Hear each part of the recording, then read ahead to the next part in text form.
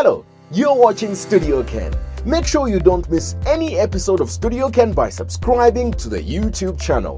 To subscribe, search for Studio Ken on YouTube, click subscribe on the bottom right of your screen, and set a reminder. You can also watch Studio Ken on Diamond TV on Wednesday at 18:30 and on Saturday at 19 hours. Studio Ken, the home of Kennedy Gondwe on YouTube. At the age of 16, he was unexpectedly called up to play for the Nigerian national football team and went on to become a household name in African football. He became an Africa Cup of Nations winner in 1994, played in 2 World Cups, and won an FA Cup medal in England with Everton Football Club. His football exploits have taken him from Nigeria to Belgium, England, Turkey, and the USA. Daniel Amokachi, or The Bull, is my guest on Studio Ken today. Hello, this is Uncle Patrick, Chief Security Officer, one-man commando, suicide commando of Nguzu Plantation. You are watching Studio Ken. Don't forget to subscribe. Don't forget to subscribe. Subscribe. Don't forget to subscribe. Bye.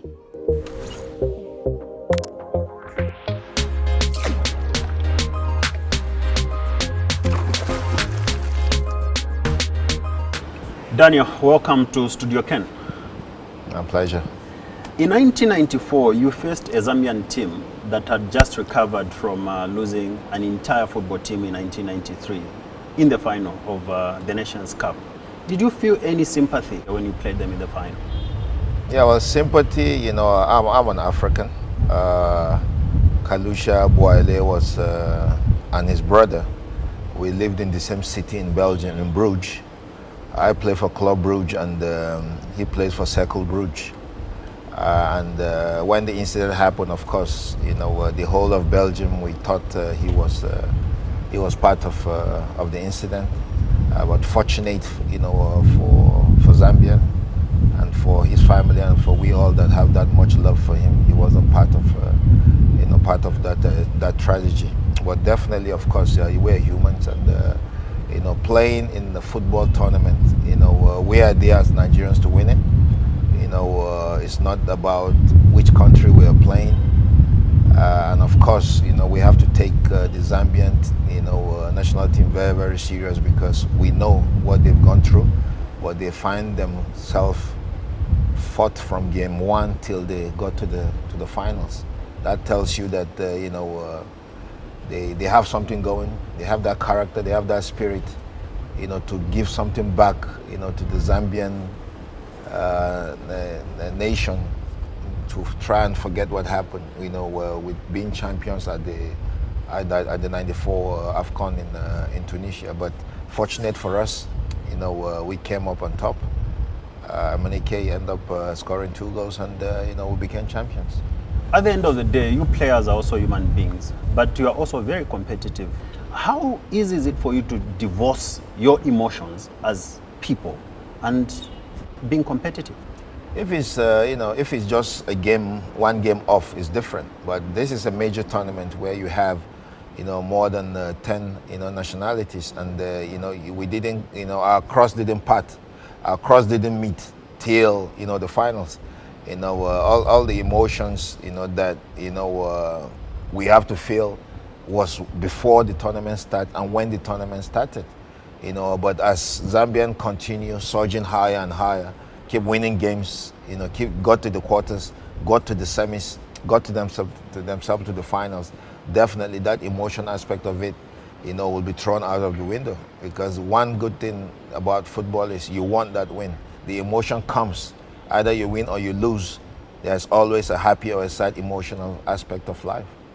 Tell me from the Nigerian perspective, when we were going into that final, did you think that Zambia had a point to prove, especially that they were obviously underdogs? Of course, Kalusha was there.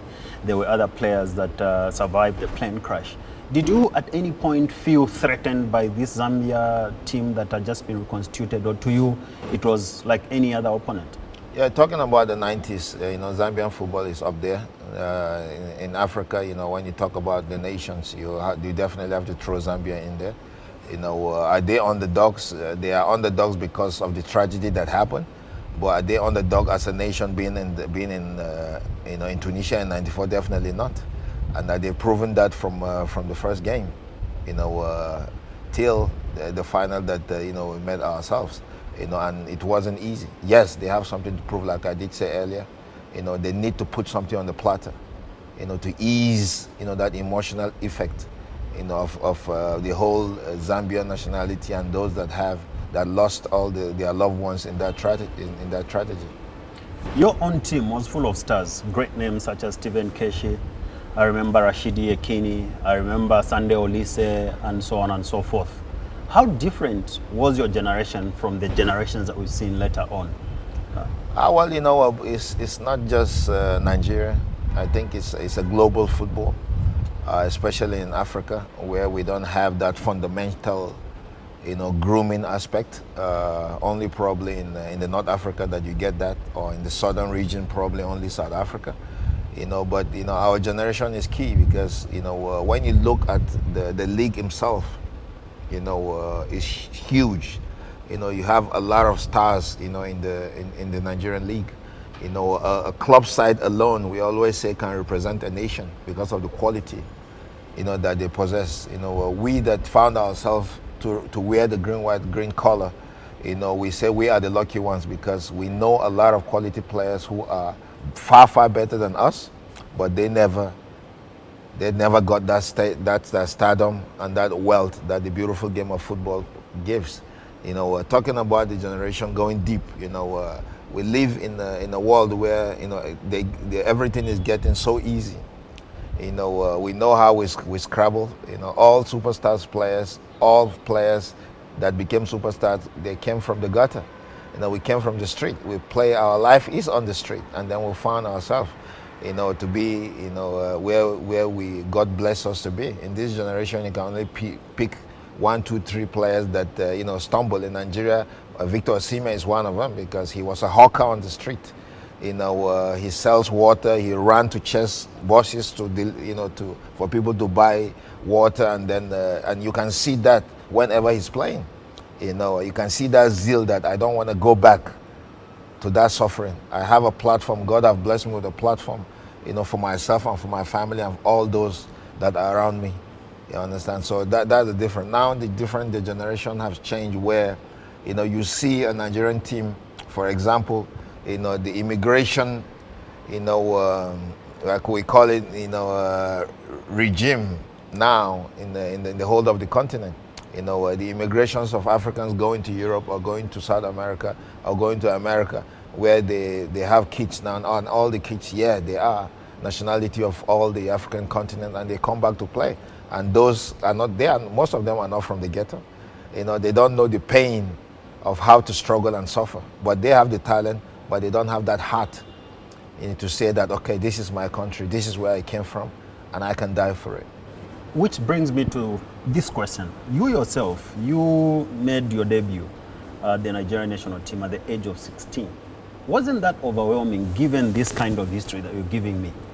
Yeah, well, it was. I was just a young boy who just enjoyed playing football. When I had the opportunity to play for Ranchers Beast, that was a team that I played my first professional football. I was in year 5 in the secondary school, and I remember when I went to the first training. I was in the car. I couldn't come out. You understand? Because they have to look where somebody came and said, "Listen, why don't you come out and train?" You understand? Then I go, and when I step onto the field, it's just that football. I want to play football, and I sparkled, and everybody fell in love with me there, and that's how it was with the national team. It was with that same team, Ranchers Beast, that Clement Westerhoff spotted me. I remembered vividly when I met Westerhoff for the first time. We were playing ASEC Mimosa in the FA Cup Final. We beat them 3-1, in Kaduna in Nigeria, and I think we lost 2-1, in Abidjan, and then we won it. In that game, I scored 2 goals, which Westerhoff was there, and after the game, we were all celebrating, and our curator, Oliver, came and said, there is an Oyibo man that wants to see you. And I said, what the hell, what do I have to do with an Oyibo man? And he pulled my hand, come. And then he dragged me, and we went and Westhoff. I met Westhoff for the first time, and he shook my hand. He said, you're a very good player. And I said, I know. You told him that? Yeah. and I said, I know. Where did you get the confidence from? This is Daniel Amokachi. I'm from the military background. Okay. My dad is military. Everything about us is military, so that's where our confidence came from. Okay. You understand? And I said, I know. And then he said, do you know me? And I said, no. But did you know him, or you just? I don't. Okay. The thought of him being a scout and all that never came to mind, because back in the days nobody talks about scouts coming in and all that. And he said, I'm Clemens Westhoff. I'm the Nigerian Green Eagles coach. And I said, okay. And he said, I want you to play for the Green Eagles. And I said, but I'm just becoming 16. And he said, yes. He said, I want you to come and play with some of the players in this team. You're a very good player, and you are 16, but it's not you being 16. You will help Nigeria to qualify for the first World Cup and to win the African Cup of Nations in '94. And this is what Westhoff said. Did you believe him? Do I believe him? I don't even know what he was talking about. But it was here in my head, and I keep it. It all came to pass. Okay. It all came to pass. I became, Clement Westhoff favorite. He loves the way I play my football. My nickname, The Bull, was given to me by Westhoff. Why? Because of my style of football. I remember when we were training one day, he just put me on the side. He said, keep watching. Every day, day 1, day 2, day 3. He never starts when we are playing 11v11. He keeps me beside him. He said, watch the game, read the game. And when I put you in, your kind of football, go and bully everybody. You understand? And then that's where they named The Bull. And he said, you are bullying people, and you have the strength like a buffalo. So that's where The Bull came from. Okay. You played at the Nations Cup in Algeria at a very tender age. Take me through that experience. Like I said earlier, it's all about football. I just want to play football. I didn't even know we went to the African Cup of Nations. I didn't know how big the African Cup of Nations was. I didn't even know that I was the youngest player at that competition, because I was just playing football. You understand? And Westhoff did something very great for Nigerian football. Because back in the days, every professional player that comes in, there's a certain fee that the FA and the government have to pay. Westhoff end up going to that competition with practically 98% of homegrown players. He took only 4 foreigners, which one of them was, may so rest in peace, Rashidi Akini, who I met for the first time, when I jumped over the fence of a stadium. And Rashidi Akini was playing for a team called UNTL, United Textile, Limited, United Nigerian Textile Limited. And they played KTL, and they beat KTL 13-1. And Rashidi Akini alone scored 9 goals. Sexy goals. What do you mean by sexy goals? Not a tap in, with his speed, with his good shooting, and I just fell in love with Rashidi Akini. And at the end run, the way the good Lord wants it, I was together with Rashidi Akini at that young age in the national team. And that 90, gives me that goosebump every time I think about it, because of being alongside the 2 strikers that pierced myself and Rashidi Akini when I idolized him. And it's just that. And I told you earlier that Westhoff did something incredible, because he invited the whole European players. The Stephen Keshis, the Aguavon, the Siasia, and we that are all from Nigerian League, and we were encamping in Papendal in Amsterdam. And the Minister of Sport was there, the President of the Nigerian Football Federation was there. And we had a meeting, and the professionals were here, we were here. And then Westhoff said he has a dilemma, and he said, you people want me to pay these people for them to play for Nigeria. And he said he has a good team. He's comfortable with his team. Of the local players. Of the local players. And they were going. He said, well, it depends on what you want to do. If you give Stephen Keshi $20,000, you give Uche Okechukwu $20,000. If you give Siasia $20,000, you give Thompson Olia $20,000. If you give Rashidi Akini $20,000, you give Amokachi. And then Rashidi said, "Is this why they call this meeting?" He said he doesn't belong there, he belongs here because he just came to play football. And he got up and then he came to our side and that was it. That was one of the emotional scenes, the gangling put in play because, we have to idolize him in Nigeria because he deserved it. Any major tournament that Nigeria have ever been to, Nigeria have ever won, apart from the Olympics, I think Gangling Rashidi Akini was that person that made it possible. May his soul rest in peace. Amen. 16 years made your debut on the Nigerian national team, and youngest player in Algeria, the Africa Cup. Moved to Cercle Bruges at a very tender age. Club Brugge. Club Bruges at a very tender age. How did you adjust? I signed the contract before the competition started.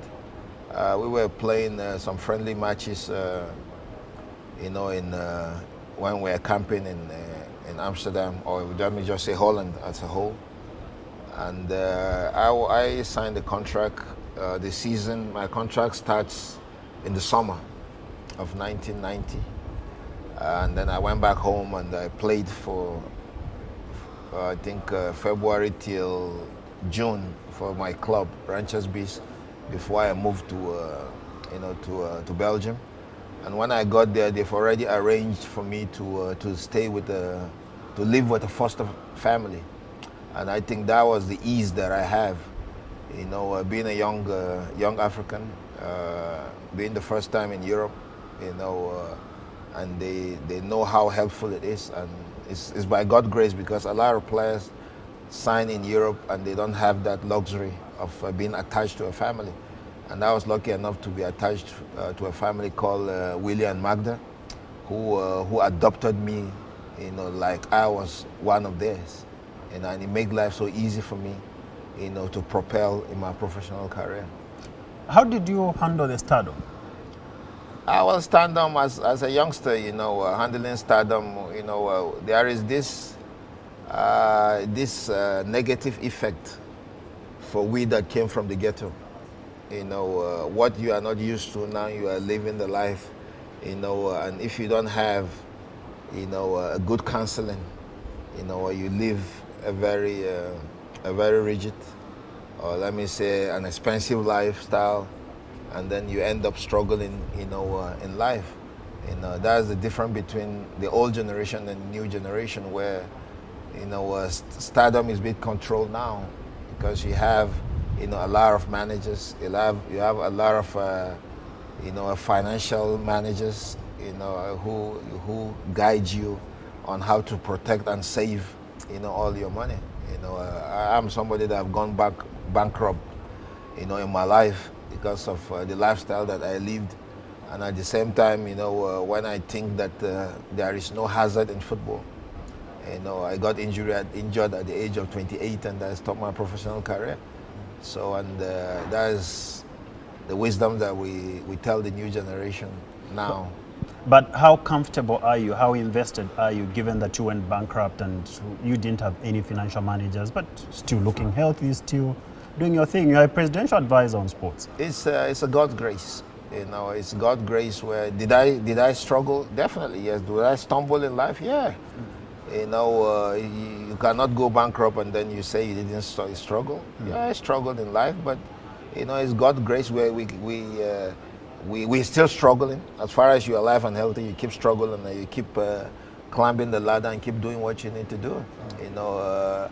And that educational aspect of life and that exposure aspect of life that guides you and propel you to be well spoken. Have that limited education in your head, to do the right thing and to adjust into life. I think that's what propelled few of us that, we found ourselves in that situation, and a lot of our colleagues are struggling because they don't have that edge. So what do you tell the newer generation, the youngsters that are earning millions in different leagues. You've got twins that also play football. What do you advise them? Well, the luxury of life is normal. We look at ourselves and tell ourselves that any footballer that goes bankrupt now is a curse because they're making bastard money. You understand? And then they've propelled everything for them. I'm talking about financial advisors who can guide you. We're talking about real estate investors who can guide you. We're talking about a lot of forexes that you can put your money and make millions and billions out of it. You understand? But you need that God's grace for sure. And you need good company around you, because the negativity of your friends around you, all the people that you hang around, always cripple players or human beings. Like I always say, your friends, your true friends are those that you grew up with. Your true friends are those that are with you before you got that stand-up.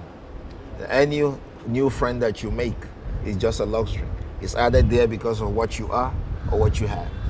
All that is guidance, and we keep preaching to them, because everything about me is a testimony. And I'm not telling you what somebody told me. I'm telling you that this is me. Everything I'm telling you happened to me. Do you sometimes feel jealous that you played at a time when there wasn't so much money in football? Today you find players that are earning £350,000 a week, others even much, much more. Jealous? Yeah. I was the only player that bought a private jet. How can I be jealous? And I was living my life. You understand? I was lucky. I played for clubs where, I had a lot of love. I played for clubs that have president that have a lot of love for me. That enrolled me into a family club to own a private jet. You understand? So things like that, then I can be jealous. If I just told you I stopped playing at the age of 28. Yeah. How jealous can you be? I cannot be jealous. I was blessed, to achieve everything that I need in the 10 years that the good Lord allowed me to play professional football.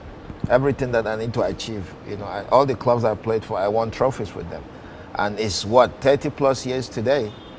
And then when you mention Daniel Amokachi, the name still rings a bell. It's not everybody that has that luxury. So if I start getting jealous today, then the good Lord will stop smiling at me, because it means I'm not, in the right state of mind to challenge what He has for me or what He have done for me. One country where your name rings a bell very, very loudly is England. After the World Cup in 1994, you moved to Everton, and in one match, you decided to go substitute yourself, or you introduce yourself in a match without the coach having to tell you to do that. Well, it's an incredible story.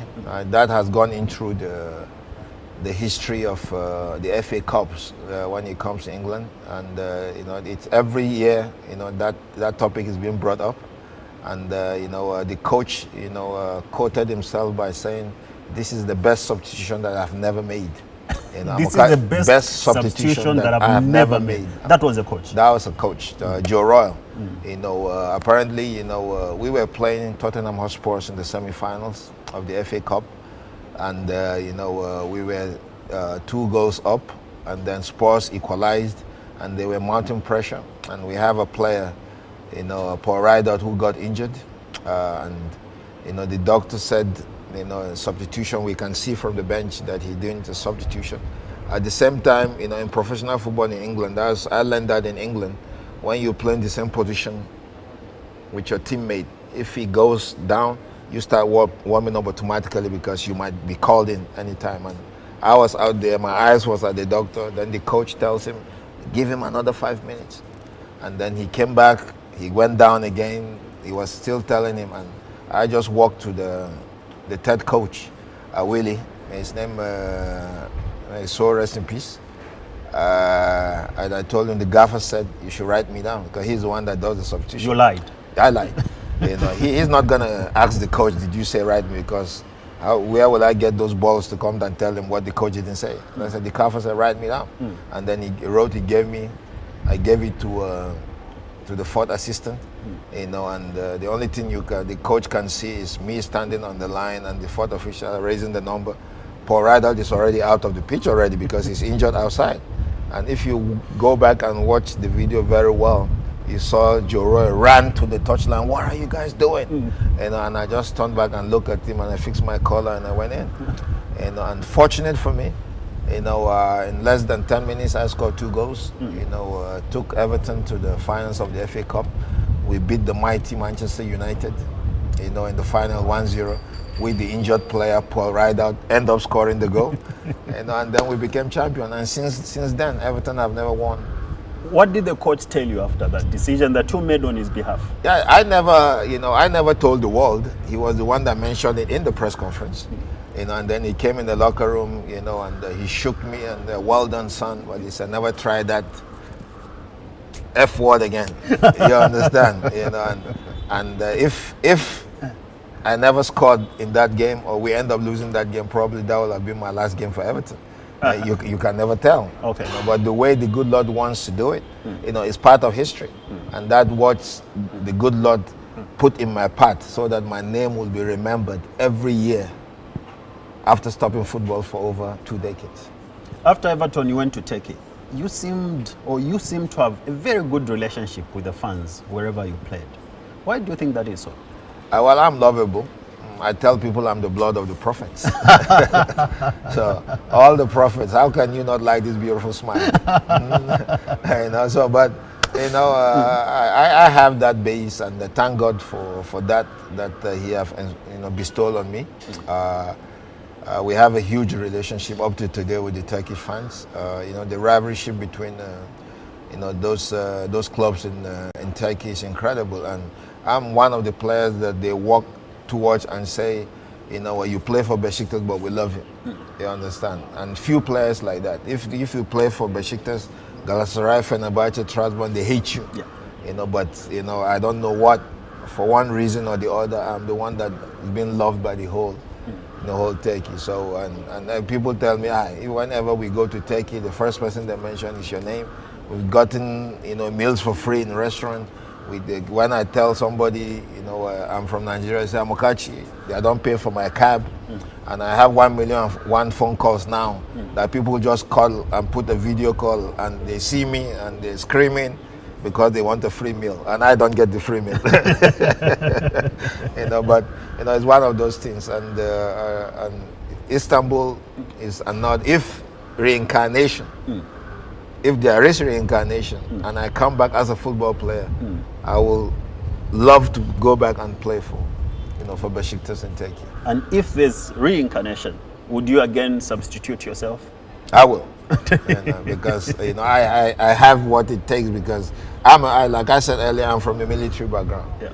My dad is a military, my uncle, my nephew, all were military. I went to military school, for a short time, and then left, and came back to the normal school. So, and everything about me is military. And when you are military, you know how the military are. You talked about earlier that you got injured at the age of 28, and that's how your career came to an end. How did that change your perception of life?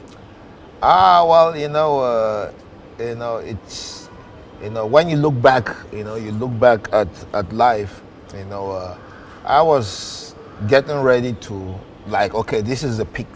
This is, now I'm on fire. Now I want to start to live my life. Now I want to start to invest what I have. Thinking that I am the Alpha and the Omega, forgetting that somebody has you, that decides your destiny in life. That makes me to humble myself very well. It puts you in a path where you realize that there is nothing in this life. There is nothing. 1 second you're there, the next second they tell you we've lost this person. 1 second you are a billionaire, in a split 100 of a second they say you've lost everything. And that's what life is. And that's how I've lived my life since then, because nothing is in my hands. I eat anywhere I want to eat. I go anywhere I want to go. I don't care what you say about me or what you don't say about me. If I'm wearing a Versace, I'm wearing a pant that I just bought on the street, I'm happy. I'm comfortable. The most important thing is what is here. And that you leave that legacy where people remember you and loved you. There are things I do in my life, charity-wise, where, if I don't do it, I don't feel comfortable. And I struggle and I strive, to get paid to do that, so that people, will gain from you, and they will remember you for a lot that you do in their lives. Tell me about your role with the Nigerian government. What exactly do you do there? I'm a special advisor to the president on sports. First, I was made the Nigerian football ambassador by the presidency, and then I was given the special advisor to the president on sport. So ours is to throw in those words that will make a change and make a difference in the Nigerian football. Of course, I'm not a politician, but still there's a lot of niggy-dricky stuff that is going on, and I'm lucky to have, a minister of sports, Chief Doctor Sunday Dare, who we relate very, very well, and who has that mindset, that blueprint to make a difference in Nigerian sport, and is doing it very, very well. And that's the luck that you have if you have such position, that you have a minister that knows what he needs to do, and he has a listening ears to, from the professionals to get things done. At the start of the interview, I asked you about the 1994 experience where you played against Zambia. You beat Zambia 2-1. And then 2012, the Chipolopolo won the Nations Cup. This year will be 10 years from the time that Zambia won the Nations Cup. And how many years did they take them to win it again? It was an anniversary that they won it as well, isn't it? They won it where that tragedy happened, isn't it? Yeah. So God has his way of doing stuff. You understand? It's the 10th anniversary of them winning it. I can tell you the anniversary of Nigeria winning it as well. We are in 22, isn't it? It will hit another 10 years that Nigeria won it. The last time won it was 2013, isn't it? So all those things is just things we talk about. The Zambian football has been up and down. It's not just Zambian football, it's African football has been up and down. And it's all because of the generation that we're talking about. We have, sometimes, the right administrators who are not giving the right support to propel the team. And sometimes we get the wrong administrators who doesn't know jack about what they're doing there. The Bull, thank you very much for agreeing to appear on Studio Ken. Pleasure. Pleasure all mine. Hello, this is Uncle Patrick, Chief Security Officer, one-man commando, suicide commando of Nguzu Plantation. You are watching Studio Ken. Don't forget to subscribe. Don't forget to subscribe. Subscribe. Don't forget to subscribe. Bye.